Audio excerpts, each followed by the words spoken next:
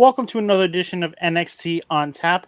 I am joined tonight by a special guest, the executive producer of Boss Sponsor Chair Shots, my partner in crime with River City Radio, the Will Gray. And then I'm joined by these two gentlemen over here, the normal co-hosts of NXT on Tap. We got the Ginger Ninja and Phil the Future. How's everybody doing tonight?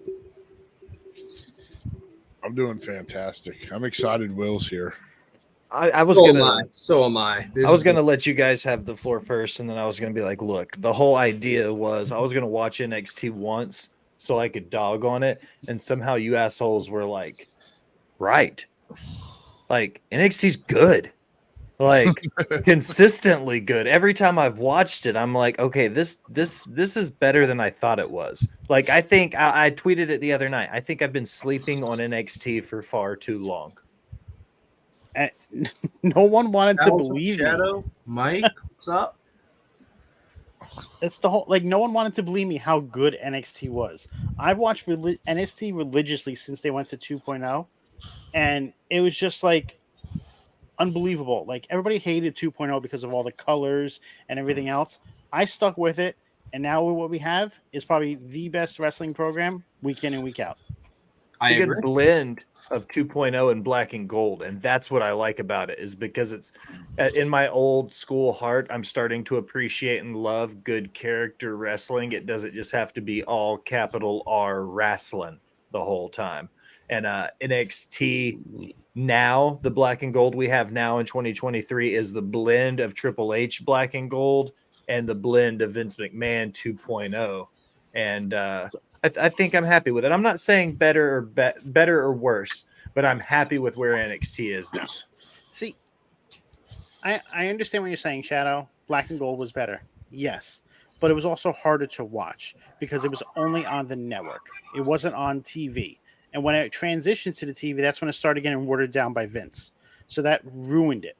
And then we went into the great period that we had with the takeovers and everything else.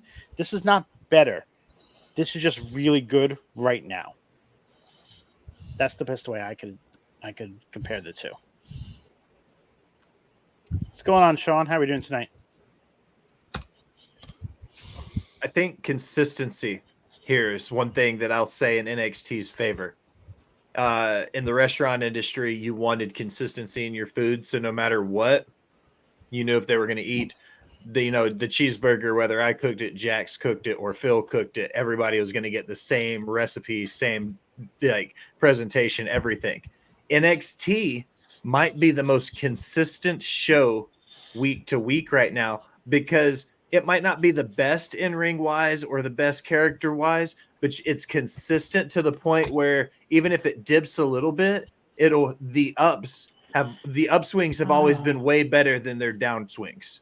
And I think that's important. With consistency is what's key here with NXT, I think. And here we have probably the biggest hater of NXT, the person who does not like anything NXT is doing, Sean, coming out saying that he just knows that NXT is panicking about next week. No, they're loading up their show. They're loading up the show to stick the shovel into the ground and dig that hole deeper for AEW because they are going head to head. And I am saying it right now, NXT will break 1 million next week on Tuesday. And if it doesn't, he'll shave his beard. Whoa. Whoa. I did not say that. I heard it myself. Yeah, because you said it. Well, I'm not lying. Yeah, you're definitely lying because I ain't shaving his beard. I'm not. I would look like Phil, like a 12-year-old kid. Phil is a 12-year-old I was kid. about to say Phil is a 12-year-old kid, Scalz. Jeez. Jesus. All right. So let's get into this episode tonight. I told you Phil was going to win it back. What did you think of the opening segment with Becky, and then Roxanne, Indy, and Lyra Valkyria? I liked how Becky came out and did her whole spiel about wanting to put the title on the map and everything. I don't really know how I feel about these three competitors. Like, I just feel like it's pushing Tegan Knox off to the side. She should have focused more on that. And yeah, Tegan Knox did come out after the match and was like, hold on, you got me before you got anyone else. But it's almost setting up, Tegan's not going to pull this off because now they got Becky already in another program. That's my only complaint about it. I mean, Tegan Knox is still going to put on a bit of a banger of a performance because, I mean, it's been they're built. I mean, even though we know what's going to happen, though they've really been building up Tegan Knox to this up to like at this sort of a point right now where she's going after a championship finally. At least she's getting the TV time that she is really getting, which helps so much. See, I think the opposite there. I think this is the chance that Tegan can actually win the belt and then go against one of those three women. Well, that is we true. know who the winner is, but I think because Becky handpicked Tegan, to be in a program with her because she knows what she's capable of, and I could see her wanting to put the belt on her as long as Tegan goes back down to NXT and stays there and helps build that up a little bit more as well. Can I play devil's advocate real quick, though? Go ahead. Okay, so if you look at Tegan Knox's track record, and let's go back to NXT 2019. We'll go back 4 years now, almost to the day, because we're going to go back to the War Games match. Coming out of greatest heel turn ever. Coming out of one of her worst knee injuries ever. She had just recovered from the knee injury then, okay? And she was at the height, and people were like, Tegan Knox is ready to be pushed. She could take over and be the main event picture, right? Then the second knee injury happened, and then she came back, and then she got hurt again, and then she got hurt back, and then you see what I'm saying, though? Here's my issue with Tegan Knox. She's paid her dues. She's shown she can work. She's shown she can talk. But do you want to put, the title belt around the waist of somebody who has a 6-month shelf life in between injuries? And I'm not saying that to be negative. I'm just speaking the reality of the situation. Like, is she going to be okay with wearing the belt if she's always at risk of being hurt? So I know she had the one injury, came back, and then immediately got injured again. I don't remember her getting injured again after that, except that she got released and was gone from WWE for about a year. She was. So I don't remember another injury in there, so I might be missing that one. I don't know. But I mean, there was that second injury was due to the greatest heel turn you've ever witnessed on NXT. That women's War Games match was Dakota Kai. God damn. Yeah. But I think, injuries aside, I think you kind of get the gist of what I'm saying is every time she seems to go a little bit of traction, she takes 2 steps back, and then she'll take 2 steps forward, and it'll either be a release or an injury. So the nomenclature may be off, and you're right about that. But either way, I think it tracks across, because every time she does get a little bit ahead, WWE will do something or she'll get hurt to take her back. And this is one of those tough situations where that would be my only hiccup with it. Tegan Knox is the living, breathing example of why WWE needs a women's mid-card division. Hi, Cam. I love you. I thought you were running from me, Cam. No, never. Just to let you know, I officially have a full heart on now. Oh, my gosh.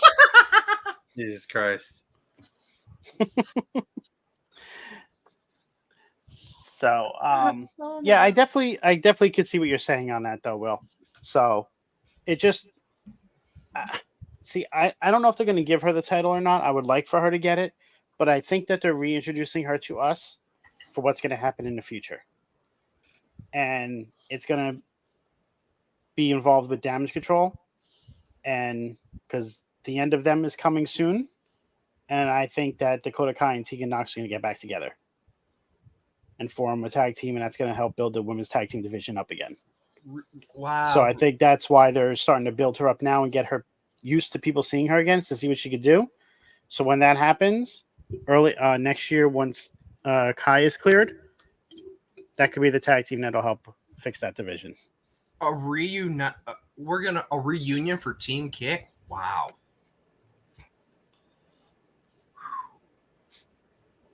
I accept that. Never thought I'd see the day. So for the first match that we had tonight was the tag team match, which had Gallus versus Pete Dunne and Tyler Bate. British strong style. Who wants to give their thoughts on this match? It was NXT UK at its finest. Essentially, Yep. That's exactly what I thought. And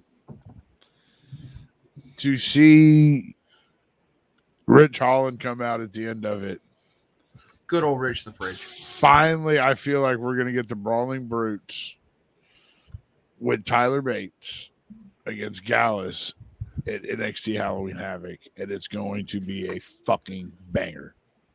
Absolutely. do you think Sheamus comes back if he's healthy before then? Don't you know? That's the only thing I can think of is if they're going to do it that, because then it would actually be the Brawling Brutes. Hey, Metacore Mike is in here. What's up? What's going on, Mike? But overall, I thought the match was pretty good. Yeah, it was very solid. Had a lot of action, hard hitting. Definitely kept me entertained. Yeah. Can again, Butch go back to Pete Dunne? yes, please. Please. I think that I've been saying this for a while, but I think this is people seeing what he can do in NXT. Hopefully, starts to bring the transition of him going back to Pete Dunne. Back to the Bruiserweight. The fucking bruiserweight, man. That was my favorite Pete Dunne. Holding Cam, the when belt did you in his start mouth. watching the show tonight? It was in the middle of this match. I caught the button in this match when I first turned it on. So I mean, it looked like an okay match for what it was. I never really been a fan of Gallus, not really. I think the three of them work because I know for a while it was just the two of them. I think because Joe Coffey was there for a while, so he came back into the fold, and now they're a trio again. So I think they're fine as long as they keep them a trio because it just works better that way. I think. I didn't really care for them when they were tag team champions. I don't know. It's just like they just don't really they don't really connect really for me like on the mic or whatever. They're great in ring though, for sure. Brawling Brutes versus Gallus eventually down the line. I think that would be a good match, a decent match. Sheamus being in there, I don't know. I'm hearing some reports that he's frustrated with the company right now, so I'm not sure when or if that's going to happen. But yeah, I think that'd be a decent match. I don't know if that happens at Halloween Havoc so soon, but yeah. We'll see. I mean, honestly, with this talk about Brawling Brutes versus Gallus at Halloween Havoc, really, since Gallus really just consists of the Coffey Brothers and Wolfgang, it could be just Pete Dunne, Ridge Holland, and Tyler Bate as far as we know. I would fairly be okay with that. Like, if Sheamus still isn't like in that healthy thing, the best that they could really do as far as if they really wanted to utilize Sheamus at Halloween Havoc is just to have him at ringside.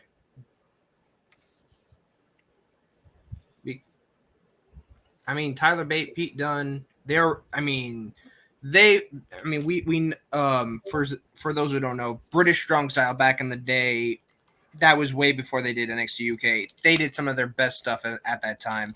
But yeah, like looking at it now, honestly, I think it's going to be a banger. Obviously. That was the Rev Pro days, man. Yeah, that the was Rev those Pro. Rev Pro days back when indie wrestling meant something in UK before NXT UK came in and just pillaged and plundered the shit out of the UK independent scene. Yeah. They offered like Rev Pro like $1 million to buy them out, and they said no. $1.1 million cash, plus they would use them as a feeding point for NXT going in when NXT all kinds of shit, and Rev Pro was like, thanks, but no thanks, bro. We remember ICW.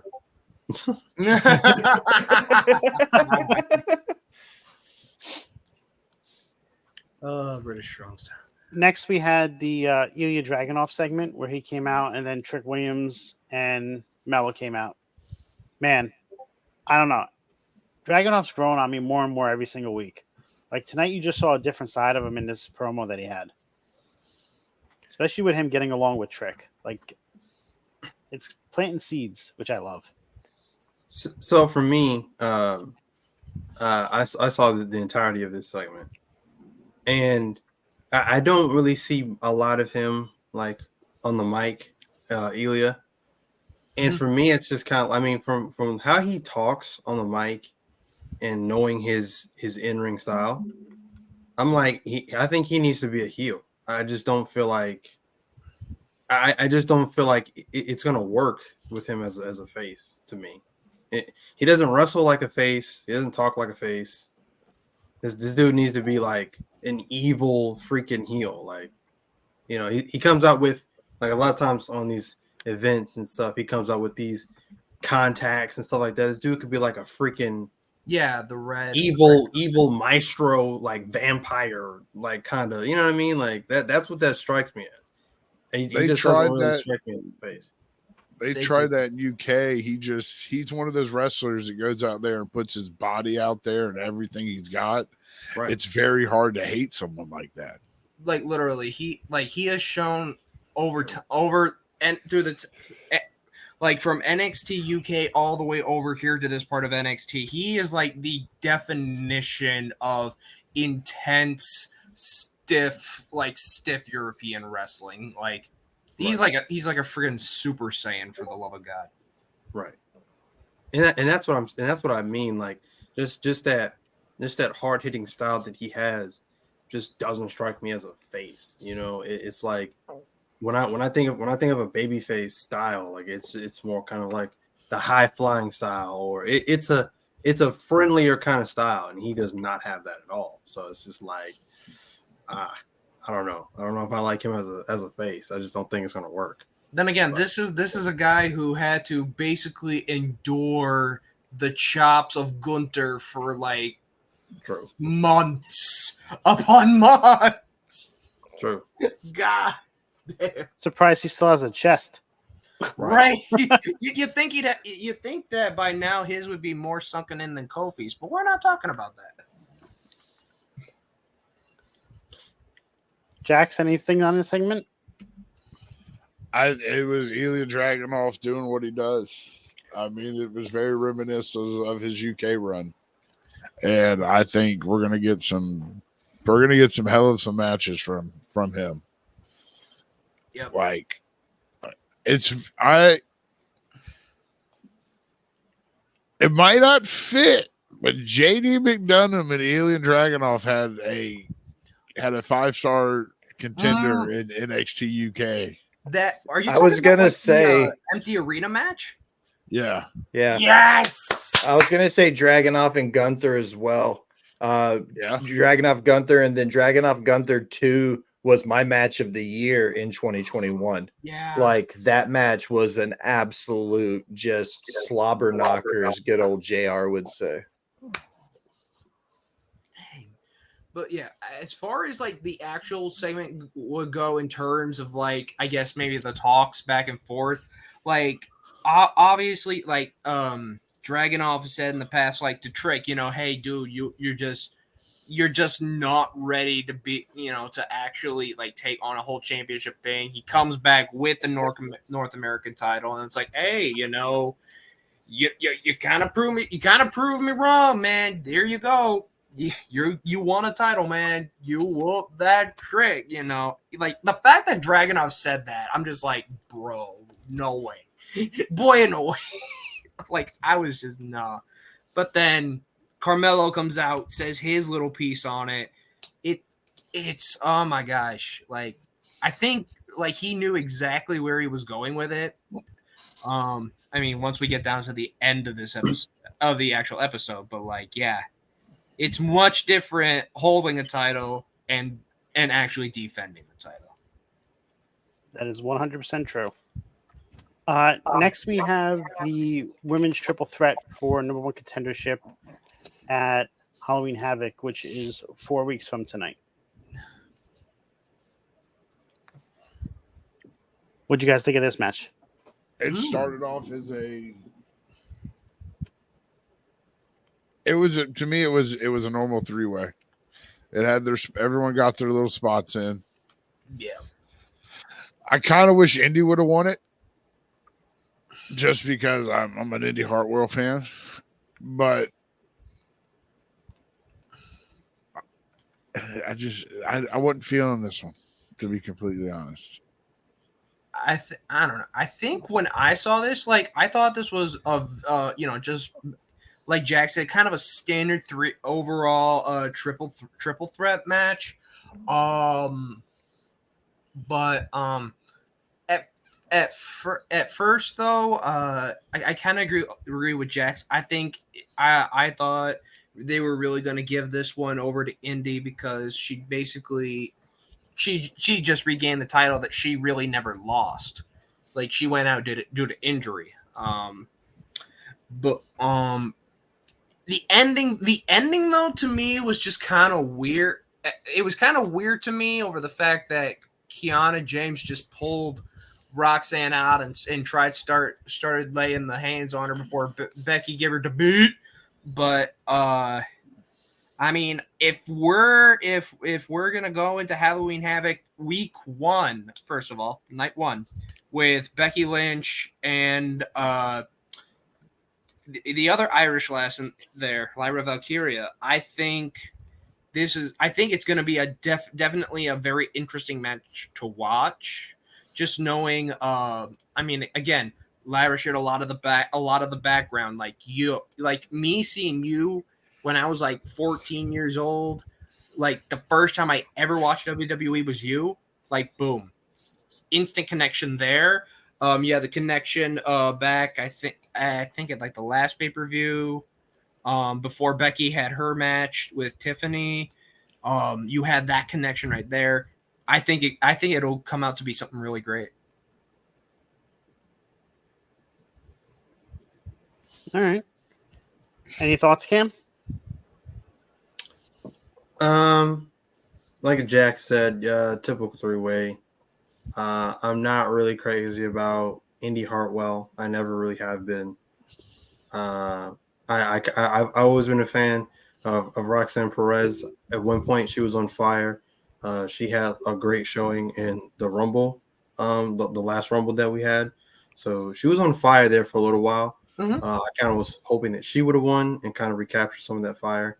So, but yeah, typical 3-way, nothing really special. It was kind of there, and then it wasn't. So, my one takeaway, and I've been hypercritical for 3-ways and 4-ways and not in your search history kind of ways when we're talking about wrestling, you pervs. But my big takeaway is how much of the match involves all 3 people or all 4 people. And I feel like if it's less than 50%, then they didn't tell a story with 3 people or 4 people. They told a story with 2 people at a time. This match, however, had a lot of spots where all 3 were in the ring at the same time. So I'll give it props. Again, the whole mantra that I've been saying since I came on here about NXT to give them their roses is it made sense a lot of times. It wasn't great next level, change the game wrestling, but what they did was good. Mm-hmm.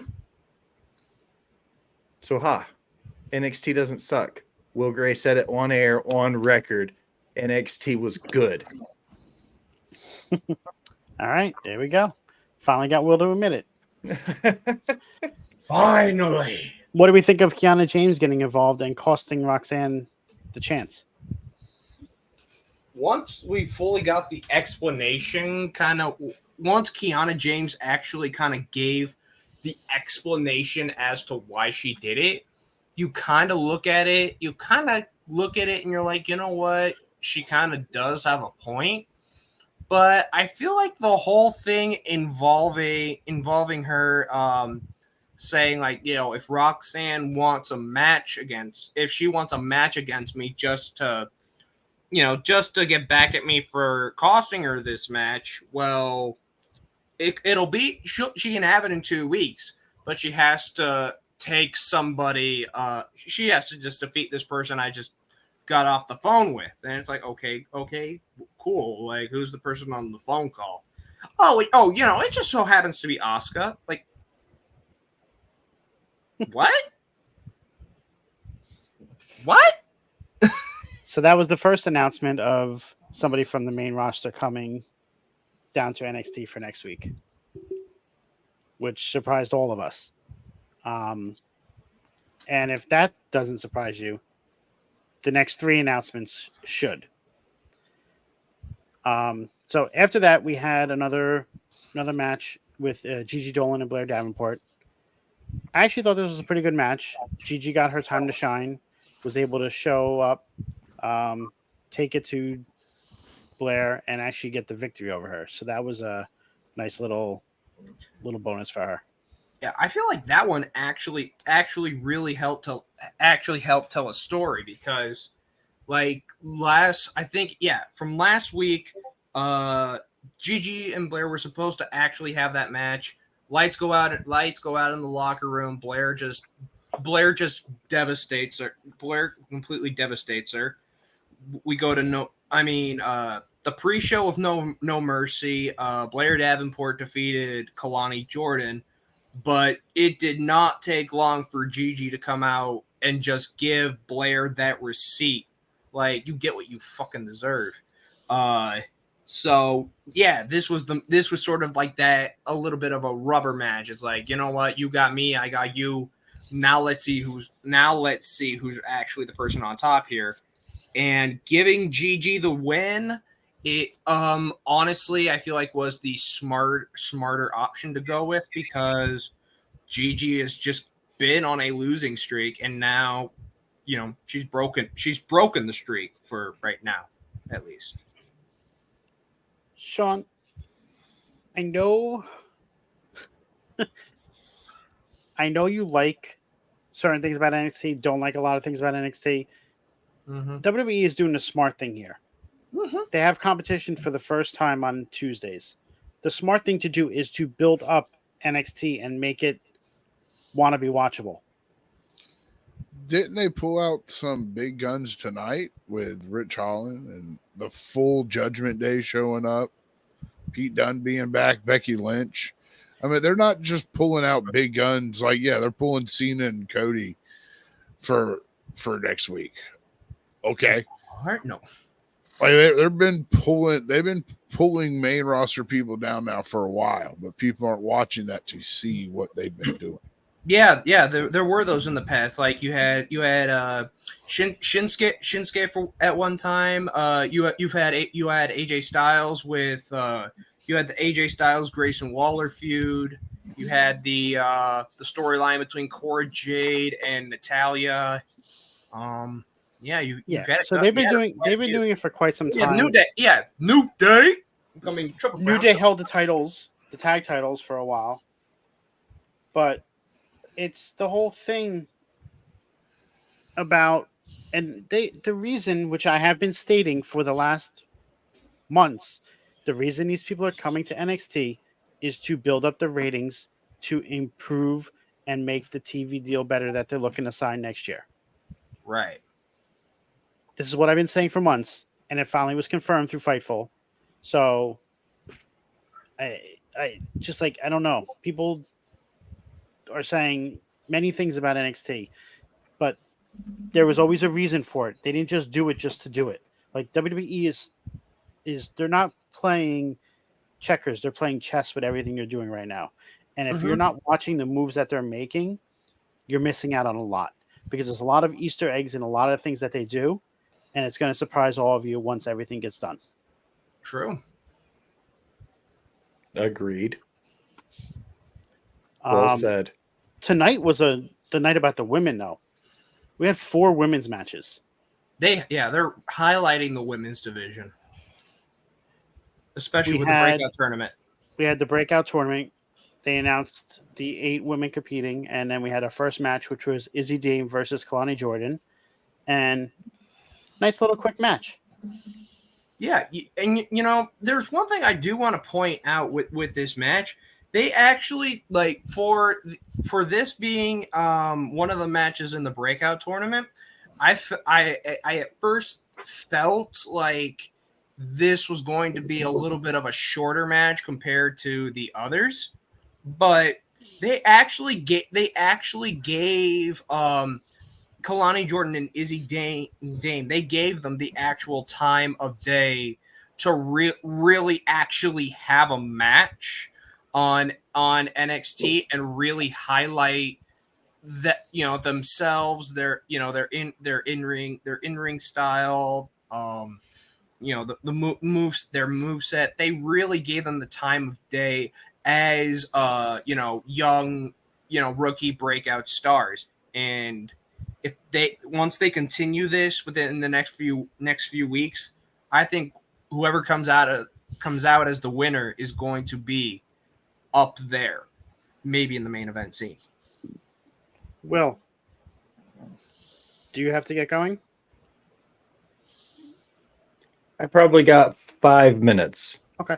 Alrighty. Anybody else had anything about this match? It was a good way to kick off the tournament. Absolutely. Al said two things in the chat. One about making NXT all women, and two about once they stop making these the main roster people leave, people will stop watching. You and I were talking earlier when we were watching it. One, I don't necessarily agree. I think if WWE booked it right, they could give a all women's show for sure. I think they could pull off an hour of weekly content that was nothing but women's wrestling. No problem with the amount They proved it tonight, essentially.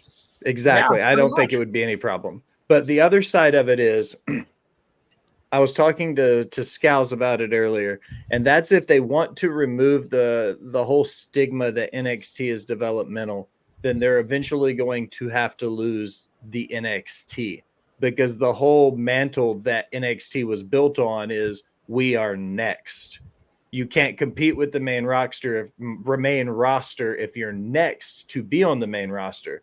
So as much as you would hate to see them lose that label, if they want to make NXT a third standalone brand, then they almost can't use NXT anymore, because Next will almost always be synonymous with being the developmental brand that it was when it started. That's just kind of my two cents on it. That's how it was supposed to be.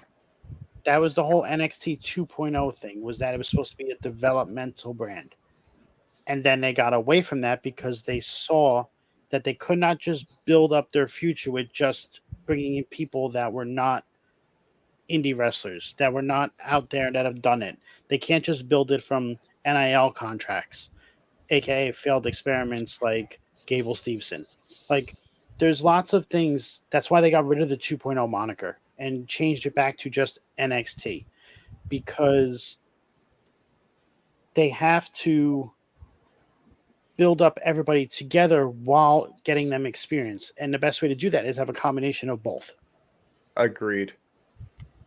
I used the analogy of get a working relationship with, say, an NWA or an Impact, and develop people who are the indie style through those relationships, and then have the performance center there to train people that are coming in through the sports entertainment WWE side of the equation, and then have a facet to bring in and to develop on both of those sides, because some of the WWE sports entertainers aren't coming from the indies, but they're quality talent on the indies that, if they were able to develop into the WWE system, would be absolute legends. Look at like a PJ Savage or an Alec Price. If they had the backing of a machine, either one of those guys could be world champions. Alec Price could be anybody's junior heavyweight champion. And I think it's just a matter of getting the backing of the machine, really, more than anything. This is but now I do need to go. You want to tell us where we can find you? As always, absolutely. And I want to apologize for having to dip early, but we are going to be starting Botch Spots After Dark over on the sister channel, Rivet City Radio. We're going to be covering the life and career of one Daphne. If you're interested in finding my shenanigans elsewhere, you can check my link tree at the Will Gray. You'll find everything that I get into as far as botch spots and cheer shots, Rivet City Radio, Off the Top Media, Creation World, and all my dirt sheet writing. Scalz, I love you. Thank you for having me on. I would like to come back in the next week or two and I can set for the whole episode with you gentlemen. Cam, good. always a pleasure. I'll see you tomorrow night for Boom. Bo, I see you all the time. I love you. Yeah, love you too, buddy. See you We'll guys. come check it out when we're done. Absolutely. What I'll up, see you guys soon. Tommy?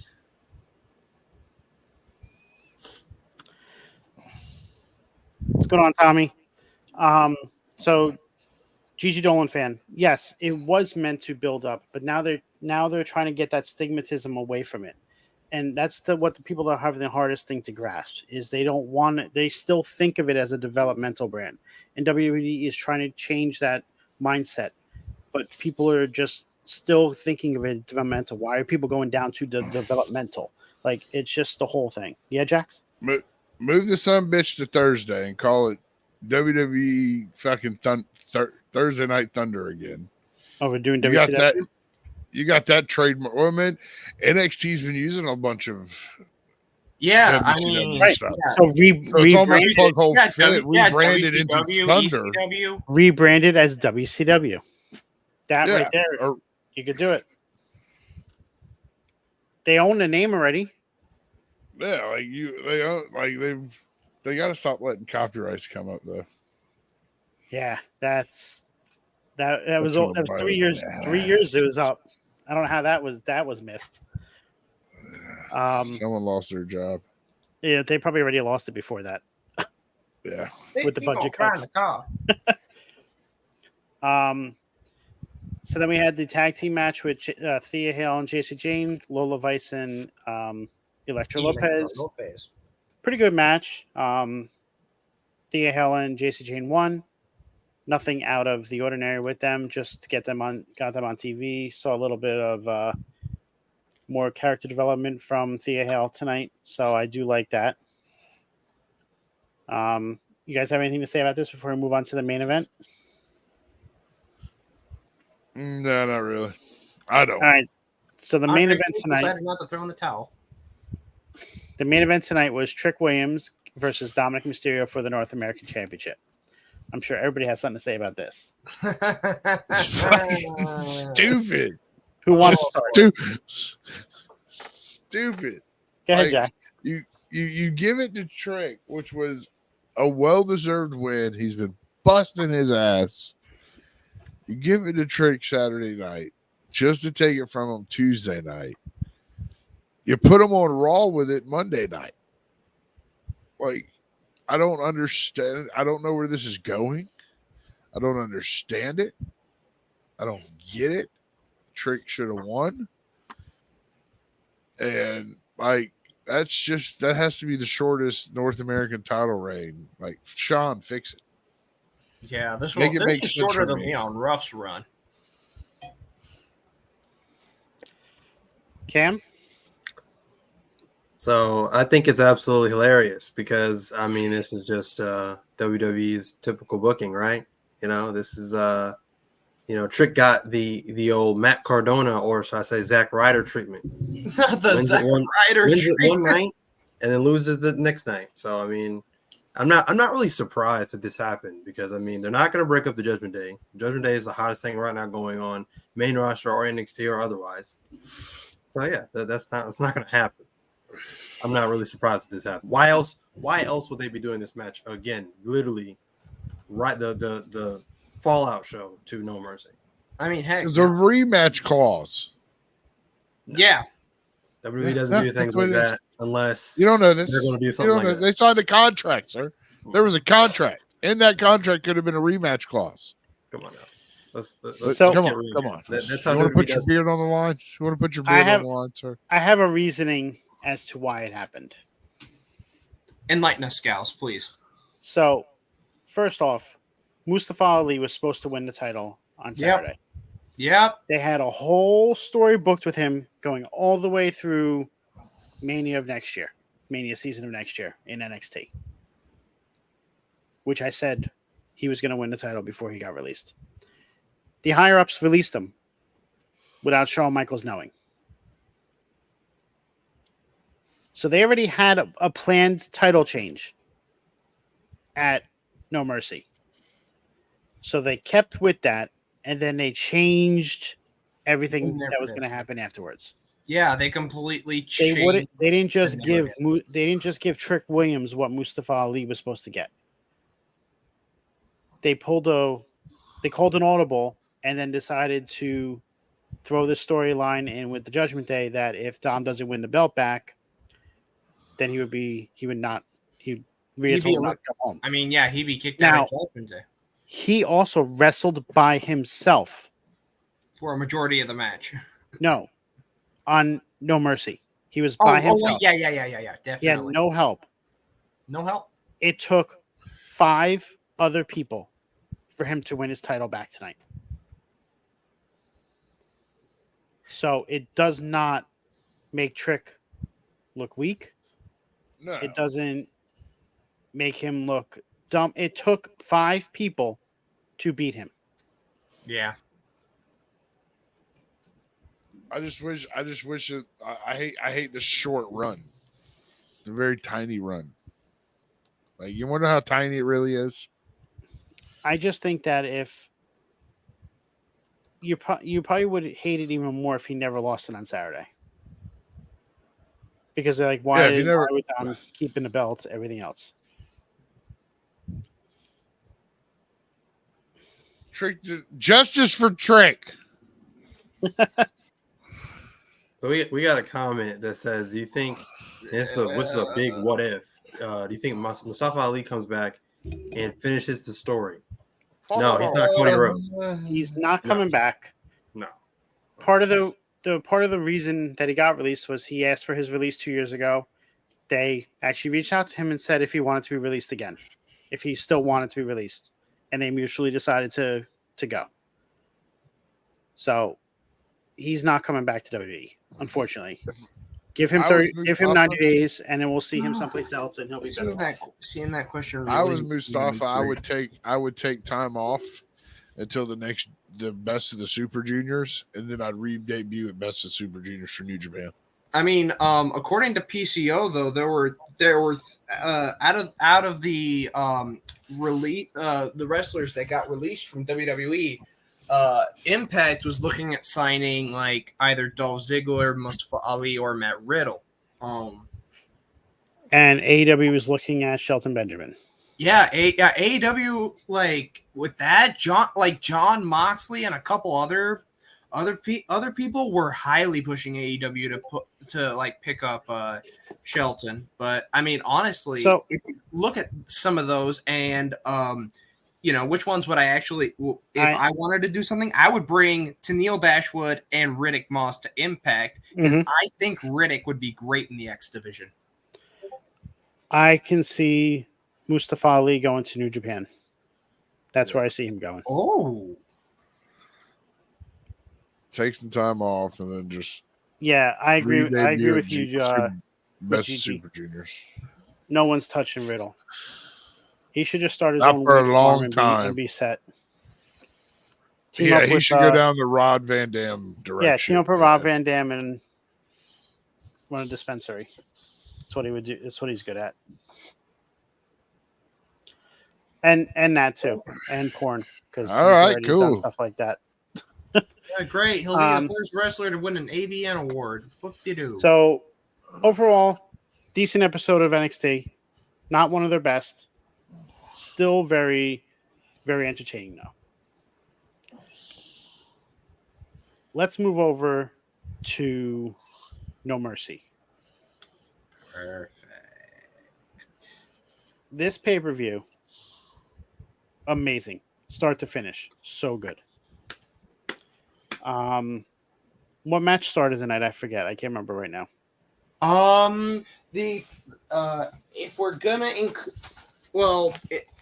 not including the pre-show match with Blair Davenport and Kalani Jordan, the first match the main was card. Braun Breaker versus Baron Corbin.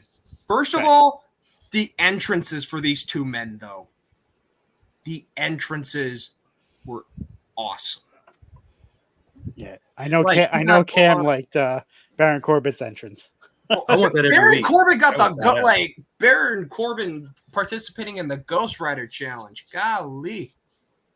Yeah, it just reminded me of like, Chuck Palumbo and a biker taker. So I wouldn't mind if that was his new entrance every week. That'd be awesome. Burn the shit. He come out on a dirt bike. I mean, he came out Well, on like that moped. chopper though. He came out on the chopper. Yeah, it was Taker's chopper that was in the warehouse. Dead man walk. Overall, the match was really good though. Like, they both showed up. I don't see what Braun Breaker has left in NXT now. I think he's just finishing stuff up. He's gonna wrestle Mello next week, and I like the way that they're. Yeah, I was just gonna say, Paul Heyman's gonna be in his corner. I don't know what's this gonna mean. Of Braun Breaker's corner? Yeah. Yeah. That or because Cena is in Mello's corner. So Paul Heyman's gonna be in Braun Breaker's corner. Well, we all know sort of a reason why John Cena and Carmelo are doing it. It's because you got two guys from Boston. No, I'm kidding. Could we see a future Paul Heyman guy in Braun Breaker? That's what I was thinking. I think so. I think he's the perfect. I think he fits the mold of what a Paul Heyman guy is. I can see where you're going there. And he could talk on the mic, so it's not like he's just going to need Heyman for everything. Right. In that retrospect. And it'll only make Breaker better in the long run. Absolutely. But, yeah. What was your thoughts on this match, Jax? Hard hitting. I was very impressed with the I didn't understand like at first Baron's entrance. I was like, fucking motorcycle, really? But then once Scalz is like, it's Ghost Rider. I was like, oh, okay. But I do want to get a headdress like Braun Breaker and wear it. Like, that's my goal in life. But it was a typical match to me. I mean, it did good to kick off the show. It got that crowd going. Yeah. And that crowd was into it all night. Like, that was a great crowd. Yeah, like. All right. So next match we had was the North American Championship. Yep. With the special guest referee, Dragon Lee. What was your thoughts, Cam? Like I said, still really not a fan of Dragon Lee being a special guest referee, but I thought this was a pretty decent match. Now, I'm somebody who's not a big fan of Dominic, in his in-ring, but this match actually impressed me. Like legitimately, like it impressed me. Like he showed a lot of growth. This is the most growth I think I've ever seen out of Dom. So this was easily his best match I think I've ever seen, for sure. I gotta talk about that super kick spot where Dragon Lee ate a super kick. He sold the hell out of that super kick. He sold that shit like this was like his last meal he was gonna like feed his family with. Like he sold the hell out of that super kick. It was amazing. But yeah, no, the match was decent for what it was. I'm still not really sold on Trick Williams. I know he's like, the new flavor of the month when it comes to NXT, but I don't like jumping on bandwagons. I like to be able to sit back and really analyze and observe a particular wrestler who's hot right now and see, okay, what is so, particularly great about this particular wrestler. So I'm not really seeing it right now. He reminds me of somebody that had his same kind of stature. I just can't put my finger on it. But yeah, Booker so anyway, T? Who? Booker T? Yeah, maybe Booker T. I honestly, I was gonna say Elix Skipper from TNA a little bit. Oh, so he kind of reminds me of Elix Skipper a little bit. Not so much high flying, acrobatics or whatever, but kind of like an Elix Skipper and Booker T kind of hybrid, I think. But yes, I definitely want to see more of him. Definitely more character evolution. You already know I'm a stickler about that. So yeah, good for Trick for the moment. We already know that he lost the championship tonight, but yeah, it was good. It was good. Good moment for him, and it was a good match. If you would have seen his match previously with Ilya Dragunov, you would have seen his character development going from there. So that Trick. it just he has gotten so much momentum over the last couple of weeks with everything he's done, and he just continues to impress. And I think he's going to be a future star for years to come if WWE makes the right decisions with him. And it's funny, like when they start playing Mello's music and you hear like Booker T in between, like the whoop that trick, whoop that trick. I like it. Like, yo, I'm getting like Black Snow Booker T vibes from that. That was Anything you have to add, Jax? They impressed me. Like, and Dom, a feud off cam, Dom really impressed me. Going in at it alone, not needing the support of Judgment Day. Yeah. Really, like, I was like, okay, he can do this by himself. He doesn't need that little safety net of having the Judgment Day around. I thought the right man won, and then he was screwed. This is worse than Montreal, man. No, nothing will know be worse than that. What you doing? Which song are we talking about now? Because Baron He's Corbin talking is about already on stream. the Trick Williams song. Oh, the new Trick one? Oh, of course. Cam told me that he was so sad that Trick Williams lost, he almost cut his beard off tonight. Ever so true that. He did. The next match we had was the Fatal 4-Way Tag match for the championship. Yeah. You're right. I enjoyed the shit out of this match. Yeah, the family. Yeah, you got the family, the three brothers out the mud, and then Angel and Umberto. Oh my Cam, God. what was your saying to me about Out the Mud? Dude, I'm so tired of this. Like, they're just stereotypical. Like, I'm tired of this. Like, you have what was it? First was Crime Time. Then it was Brooklyn. You got the prime time players. Then you got you had the New Day. When they started as the New Day, they were supposed to be something completely different with that. Yeah, they were supposed to be ministers. Then preachers. Then they ended up turning. Then of course they ended up turning it to be like goofballs or whatever. So they're probably the one exception here. And then who else? Then I will say this. I don't know. Street Profit. It's just like, bro, I'm tired of this like stereotypical stuff they do for like black factions or black wrestlers or whatever. It's like, it's annoying to me. Like, I will say this. I'm not crazy about them. Crime Time.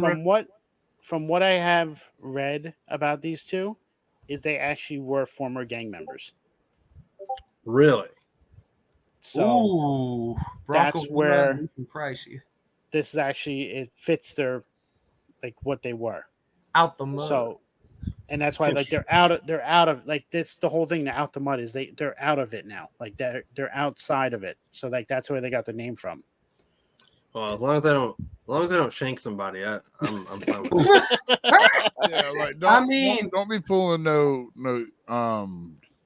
what is it, Eric Young shit and Impact and shanking somebody. What are you talking about? Humberto, the Wolves ripoff? What are you talking about? The Wolves ripoff? It's because they got those tattoos. He's referring to the tattoos that Angel and thing. Umberto had. Like it was the tattoos on their chest, and then like the design also on the gear. Yep, I thought the same thing. I was like, "What is this? Wolves 2.0?" I was like, Who's the Wolves? I mean, like, you don't know the Wolves from TNA? Hold on, time out. They were the American Wolves. Yeah, so they can stop pronouncing the name wrong. The where? Davey Richards and Eddie Edwards. Okay. And they came from Ring of Honor. Well, I don't. They went to TNA after I stopped watching it because I no longer had access to watching it. So that's why I don't recognize the name. I know from TNA. I ain't watching Ring of Honor like that. That's how. But the whole story behind that is they put that in as that's from their grandfather, and there's a whole family heritage with that tattoo and that name. So, What about the injury that Tony D'Angelo had? Yo, Scary. the fact that he went out with like he suffered the knee injury, they walked him back, and then they're just having Stacks get completely like demolished out there. But yet he's still finding the energy to literally kick out of out of these all these freaking moves. And then the next thing you know, Tony is just like, "Hey, I don't care if I got a freaking bad knee or whatever. I'm still going out there to finish this thing." And I mean, I even remember seeing one of the producers like, "Tony, you can't do it." He just pushed him over like, "Fuck you." Like we're gonna win this no matter what. This is our first time defending the title. We're letting all y'all come out and try and get it from us, but we're not gonna let you take it off of us that easy. I mean, there's a reason we holding these. Great match. Very happy that they kept him. Really hope he's not injured. Because he wasn't wearing a brace when he left. They cut his pants. He came back out with a knee brace on. I don't know if that was just part of the kayfabe gimmick and everything, or if he actually was really hurt. So I'm hoping it's not that he's really hurt. Because if it is, he could be out for a while. And that's not good for that division. If I do have one more thing to say about this, like I will say this, like watching when what was it, out the mud got like their own, like kind of like had their own time in the ring, going like, you know, picking off whoever they were going against. I just remember Lucian Price, like the way he kind of like almost got down on all fours, looking like he was gonna attack whoever it was they were just beating up at the time. Like he just went down all of a sudden, looking like a freaking like a demon or something, looking like I don't know. It was just, it was so crazy because see, I know, yeah, it's like they had the old Crime Time thing when they came out. They kind of had like the GTA 5 jumbo thing going on in the back with the little bikes to, and then with the little bikes to make the entrance. But like, I think you know, yeah, it's like one of their first shot at the tag titles. I have a feeling that they're going to be very, very strong in the long run. The one spot that I really liked in this match was the 4 suplexes off the top rope. Oh, the superplexes. Dude, That was awesome. That was sick. And it wasn't the typical one where they all went into the middle of the ring. They all went to the side, like Sideways. parallel. It was just perfect, and they all landed at the same time. Really good job. Yep. Next match we had was the Heritage Cup finals from the tournament. Very good match. Loved it. Was mad that I just that hated the end. yeah, I didn't like the ending either. I wanted Pete Dunne, aka Butch, to win. Yes. We all knew something shady was going to happen because they're not going to have somebody from Raw, SmackDown, whatever he's on, win it. I agree. Queen Pete Dunne honestly was robbed. Any But thoughts? I mean, I loved also though before No Mercy how Butch tweeted, or I should say Pete Dunne tweeted that Tyler Bate was going to be the guy for. I will say, like, you know, for Pete Dunne to kind of bring up, you know, hey, I'm going to have Tyler Bate in my corner, you know, BSS again one more time, like. Again, just nostalgia. Anybody else have anything to say about this match before we move on? All right. Next, we have the match before the main event. We have Carmelo Hayes versus Ilya Dragunov. Oh, dude, banger. I can't say that enough. Banger. No, there's nothing else to say about it other than banger. Come on, the entrances were great. Carmelo has so many great entrances.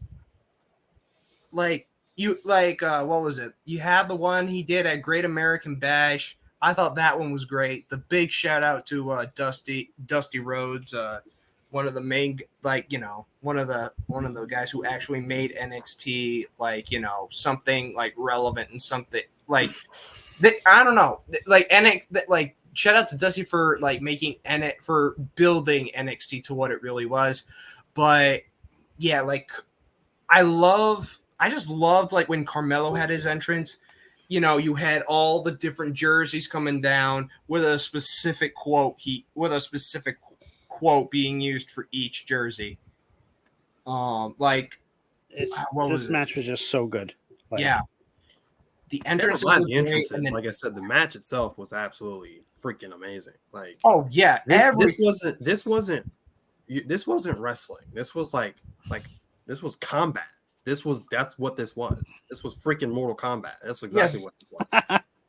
The first match they did, banger. I was blown away. I had never seen anything like that in my life. That match alone sold me on Ilya Dragunov because I was already kind of on the fence about seeing that match he put on the part 1 with Carmelo Hayes, and I was like, I'm an instant fan of Ilya's after that. Part 2, I didn't think they could top part 1, and they did. So absolutely crazy. If that's what got you involved and liking Ilya, did you never see his matches versus Walter, aka Gunther? Yes, I did. Okay. But I was just never really sold on his like gimmick. I just didn't understand it. So yes, his matches with Walter were bangers, don't get me wrong. But I had to really, what I'm saying, like pay attention to him like as a whole, not just, his matches and stuff like that. And I was like, okay, now I'm starting to understand it, where what he's supposed to be or whatever. So that's fair enough. Yeah, I mean, there's really not much more you can say about this match. It just was that good. If you want to pick a match to go watch from this pay-per-view, it's either this one or the main event. Those two were probably the best matches on the card, with the 4-way tag team match being the close third. The only thing that would have made the tag team match better is if it was a tornado tag. That would have been the only thing that would have made that match better if there was no tags needed. Because then it would have been a free-for-all brawl. Yeah, because there was basically a tornado tag team. Confused. Yeah. A 4-way tornado tag. Oh, boy. But this main event with Becky Lynch versus Tiffany Stratton in an Extreme Rules match. Extreme Rules. Yo. Again, another banger. Like, and I'm not a Becky fan. I'm really not. Honestly, I'm not. But this match really, it painted her in a different light for me, just for the time being. It reminded me of a time before the big time Becks, the Becky 2 belts. It reminded me of like her steampunk gimmick days when she went out there and just used to go berserk in these kind of matches. The Irish Lass Kicker, basically. So you mean when she got attacked by Nia Jackson, had her nose broken? Basically. Okay. That's what I saw it too. That's what it's reminding me of. I had flashbacks to the last kicker, those kind of days. And it was a banger. Like I said, NXT No Mercy definitely has two match of the year candidates with Ilya and Carmelo in this match. Obviously, going into this match, like I said, I didn't care for it. I was like, oh, it's gonna be another typical Extreme Rules match. But they battled everywhere, and I mean, and that spot where in the crowd, the fan handed Becky those whatever that was chain, chain, whatever it was. Oh my god, she absolutely tuned Tiffany's shit up. That was nasty. Was nasty. Like, wasn't it that spot that busted her open? Yeah, I think so. Dang! Does anybody have a better moonsault than Tiffany Stratton? No. It's Christopher Daniels. Or Swanton. I mean, it's crisp. Or Swanton. Like Jeff Hardy. Thank you, Scalz. Thank you, She Scalz. does it better than Jeff Hardy. Thank you. The form. Jeff Hardy's the originator. It doesn't matter. Yeah, Jeff Hardy's the originator. Tiffany does it with such form. The form, the grace, the athleticism. She looked like, just bro, because you originated doesn't mean you're the best at it. I mean, she's just like, bro. No, I'm sorry, Jeff. You're the originator, but jaws up. You're the originator, Jeff. I'm sorry, but you have been passed up. I'm sorry. Yeah, this is where you could definitely tell that Tiffany did with the mentioning of her having a gymnastics background, like the form, the grace, delicious. So that comes down to the end of NXT No Mercy. Amazing show. Definitely one of the best ones, I would say, this year from start to finish. Anything else we want to touch on before we head over to check out NXT After Dark on Rivet City Radio? I think NXT's ready for that next step, and they can start traveling more. And I hope their next step is. I think they should do this instead of having these like specials on TV. Straight up, have them once a month go somewhere else. And like Will was saying earlier, NXT, if NXT will book places like Impact could book, NXT could go on the road and be very successful at it. Well, they were doing it before the pandemic hit. Yeah, they did it like in the Florida And areas. They were selling out. So I think it's something that they can do. But right now, I think it's great because then the people can just fly down there and then go back home or go back to where their next show is. They don't need to fly across country for it each time. So I think it's a safety net right now, but I think it could turn into something bigger in the future. That being said, let's close up the tab on NXT on Tap tonight. Bill, where can we find you? All right, so if y'all know, as you can see, I am the Encyclopedia Wrestle Talk, and if you still want to keep seeing this beautiful face here, you can catch me up basically any other form of social media. I am there, just right under this name right here for the future.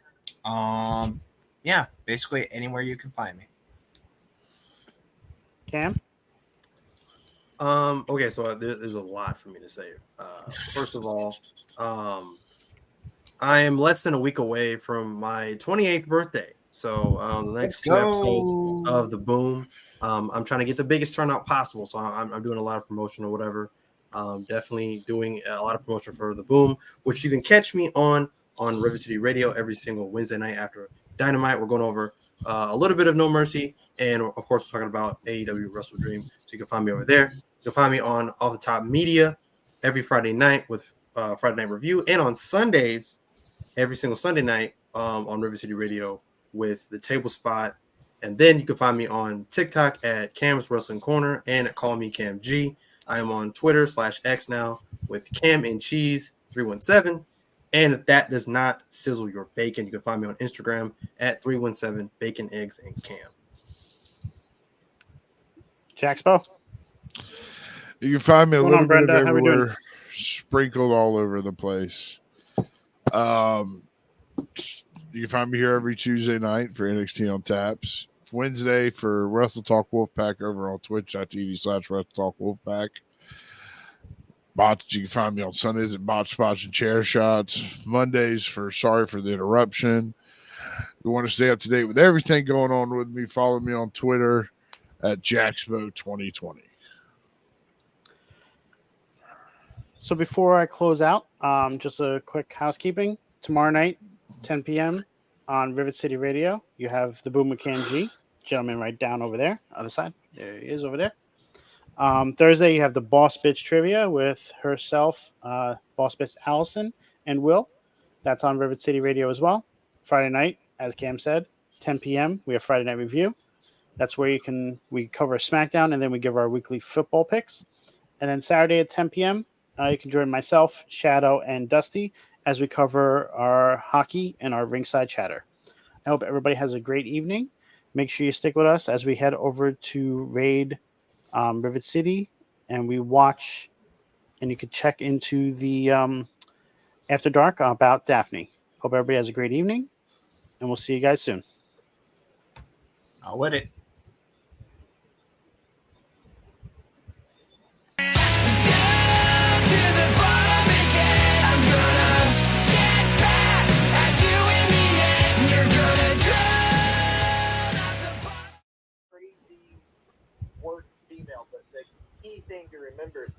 say working female in 1999. Think What's Up Off the Top rating with 4 people. Thank you guys for coming in. We love y'all. Thanks for stopping by for After Dark.